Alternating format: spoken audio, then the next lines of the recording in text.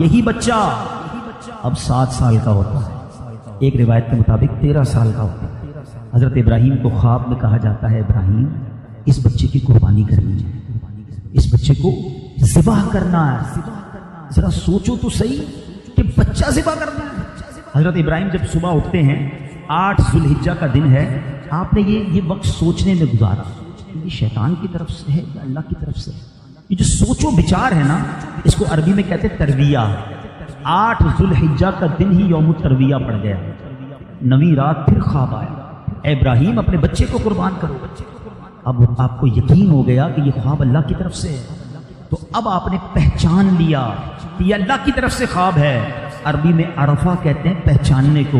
یہ جو 9 ذو الحجہ کو عرفہ کا دن کہا جاتا ہے نا، یہ حضرت ابراہیم کا اس دن کنفرمیشن تھا، آپ سمجھ گئے کہ اللہ کا حکم ہے قربان کرنا ہے، اور 10 ذو الحجہ کو آپ نے پلان کر لیا کہ قربان کرنا ہے، اور اس لیے اس کو یوم النحر کہا جاتا ہے۔ ترویہ اس لیے کہا جاتا ہے وہ دن سوچ بچار میں گزرا، عرفہ اس لیے کہا جاتا ہے 9 ذو الحجہ کو کنفرم ہو گیا اللہ کی طرف سے پیغام ہے، اور 10 ذو الحجہ کو یوم النحر اس لیے کہا جاتا ہے کہ آپ نے ذبح کی گویا تیاری کر لی، اب اپنے بیٹے کو تیار کر کے آپ لے کر جا رہے ہیں۔ شیطان کو کب گوارا ہوگا کہ اتنا بڑا امتحان اور ابراہیم کامیاب ہو جائے؟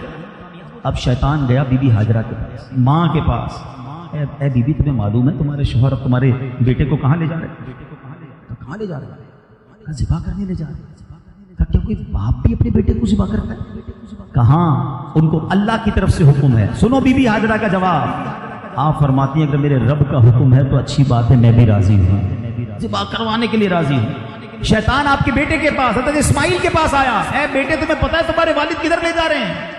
کہاں لے جا رہے ہیں؟ تمہیں ذبح کرنے لے جا رہے ہیں۔ حضرت اسماعیل کہتے ہیں کیا باپ بھی کبھی بیٹے کو ذبح کرتا ہے؟ کہاں تمہارے بابا جان کو اللہ کا حکم ملا، تو بیٹا کیا کہتا ہے اگر رب کا حکم ہے تو میں ذبح ہونے کے لیے تیار ہوں۔ یہ کیسا خاندان تھا؟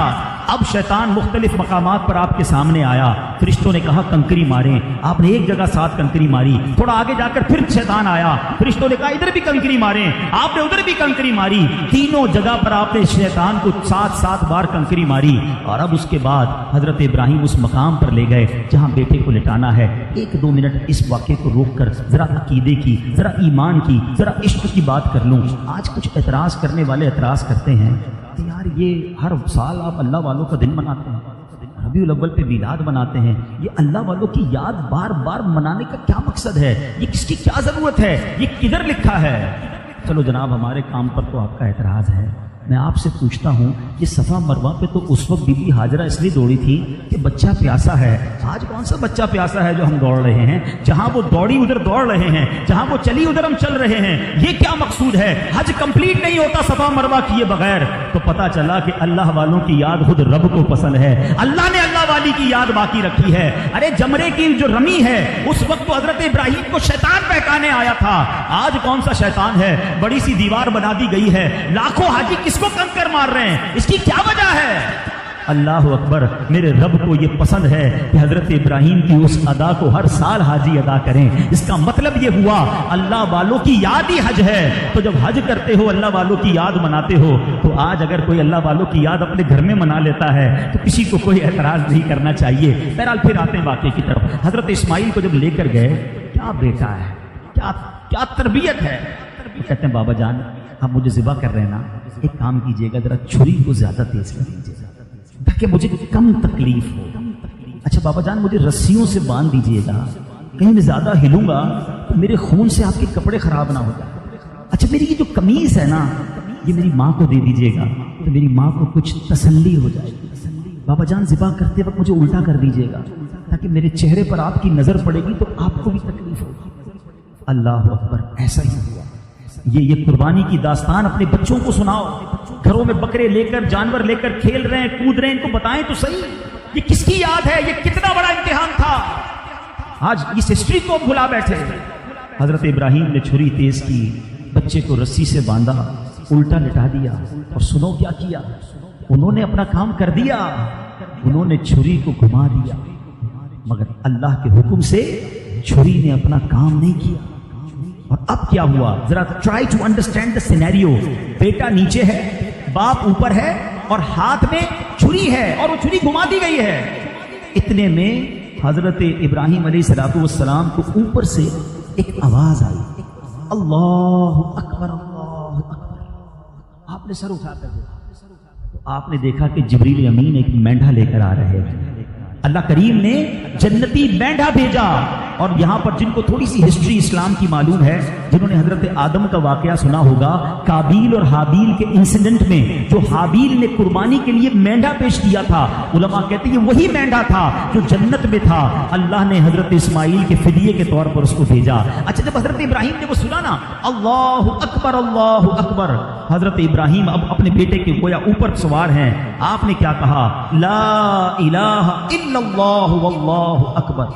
اب جب بیٹا جو نیچے ہے اس نے سنا تو وہ بھی سمجھ گیا کہ امتحان کا وقت ختم ہو گیا ہے۔ بیٹا کہتا ہے، حضرت اسماعیل کہتے ہیں، اللہ اکبر وللہ الحمد۔ یہ جو عید کے دن پڑھتے ہیں، ذرا سوچو اس کی ہسٹری کیا ہے۔ یہ اسٹارٹ کے ورڈز جبریل امین نے ادا کیے ہیں، درمیان کے وقت حضرت ابراہیم نے ادا کیے ہیں، اور آخری جو الفاظ ہیں وہ حضرت اسماعیل کے ادا کیے ہوئے ہیں۔ اب جب بھی یہ تسبیح پڑھنا نا عید کے دنوں میں، تو یاد کرنا اس قربانی کو، یاد کرنا اس واقعے کو۔ کتنی قبولیت والی یہ تسبیح ہوگی جو اللہ نے ہمیں زبان سے ادا کرنے کو دی۔ آؤ ذرا اس تصور میں ایک بار مل کے اس تسبیح کو پڑھتے ہیں۔ اللہ اکبر اللہ اکبر، لا الہ الا اللہ واللہ اکبر اللہ اکبر وللہ الحمد۔ تو یہ تسبیح کی اصل حقیقت ہمیں پتہ ہونی چاہیے۔ بھائی میرے پیارے اسلامی بھائی، دیٹ واز دی ہسٹری۔ یہ پتہ ہونا چاہیے کہ یہ کتنی بڑی قربانی تھی جو وہ کامیاب ہوئے۔ عقل والوں کے نصیبوں میں کہاں ذوق جنون، عشق والے ہیں جو ہر چیز لٹا دیتے ہیں۔ سوچو، آج ہمیں تو قربانی کرنے کا کہا گیا نا، اگر ہمیں بھی کہا جاتا اپنے اپنے بچے کو قربان کرو، کتنا آسان کر دیا ہمارے لیے، جانور قربان کرو ہیں اور وہ گوشت بھی خود کھا جاؤ۔ ہمیں تو اجازت بھی ہے، ٹھیک ہے، اس کی ایک سنت طریقہ ہے کہ کچھ غریبوں میں بانٹیں، کچھ رشتے داروں میں بانٹیں، کچھ اپنے پاس رکھیں، لیکن وہ امتحان کیسا تھا؟ مگر آج واجب ہونے کے باوجود لوگ قربانی نہیں کرتے، اس میں بھی دل پر بوجھ فیل کرتے ہیں، یار بقر عید آ گئی پھر خرچہ کرنا پڑا۔ اللہ کے بندوں، اللہ کی عبادت پہ بوجھ فیل کرتے ہو، کبھی ایسا نہ کرنا، خوش دلی کے ساتھ یہ قربانی کریں۔ اس کے اتنے فضائل ہیں کہ آپ کا ایمان تازہ ہو جائے گا۔ یہ قربانی کوئی چھوٹا عمل نہیں ہے، اس کو وارم ویلکم کریں، اوپن ہارٹڈلی یہ کام کریں اور خوشی کے ساتھ کریں کہ اللہ تو نے وہ دن دکھائے کہ تو نے مجھے دینے والا بنایا، مانگنے والا نہیں بنایا۔